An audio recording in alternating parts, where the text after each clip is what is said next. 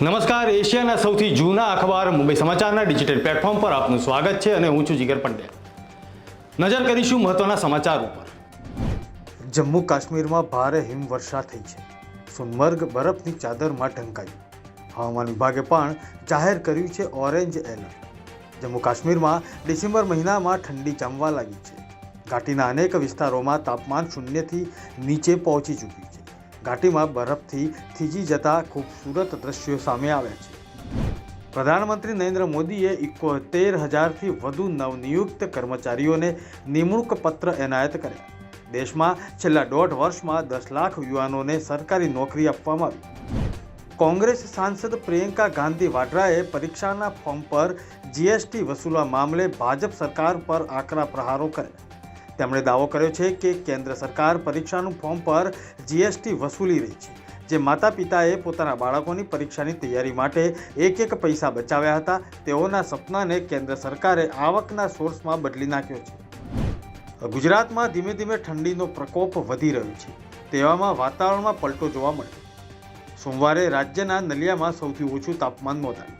આ દરમિયાન હવામાન વિભાગે આગામી 28 ડિસેમ્બર સુધી આગાહી કરી છે, જેમાં 24થી 25 ડિસેમ્બરમાં રાજ્યભરમાં શુષ્ક હવામાનની આગાહી છે, જ્યારે 26થી 28 ડિસેમ્બર સુધી ગાજવીજ સાથે હળવા વરસાદની આગાહી કરવામાં આવી છે।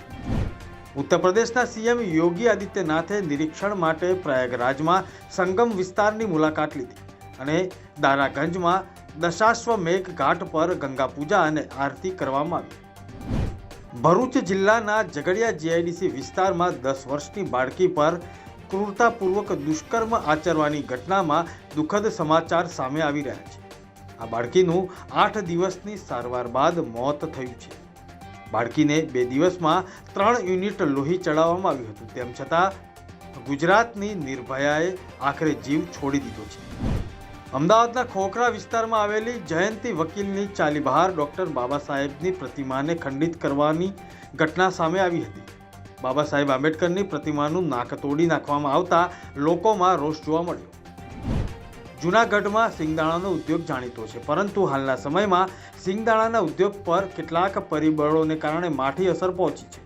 જૂનાગઢના 200થી વધુ સિંગદાણાના યુનિટમાં માત્ર 20 યુનિટ કાર્યરત જોવા મળી રહ્યા છે।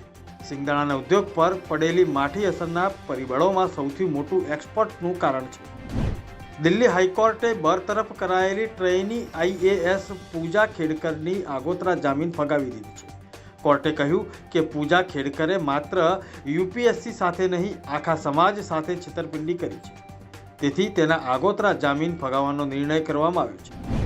ભારતીય પુરુષ હોકી ટીમના કેપ્ટન હરમનપ્રીત સિંહ અને પેરિસ પેરાલિમ્પિકમાં સુવર્ણચંદ્રક વિજેતા પેરા હાઈ જમ્પર પ્રવીણ કુમારની પ્રતિષ્ઠિત મેજર ધ્યાનચંદ ખેલ રત્ન પુરસ્કાર માટે ભલામણ કરવામાં આવી છે।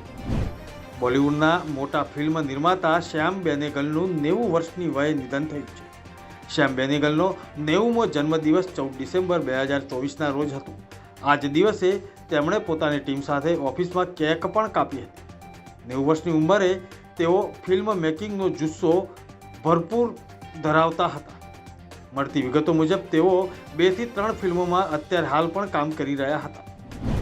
આ હતા અત્યાર સુધીના મહત્વના સમાચાર। વધુ સમાચારની અપડેટ માટે જોતા રહો મુંબઈ સમાચારનું ડિજિટલ પ્લેટફોર્મ। નમસ્કાર।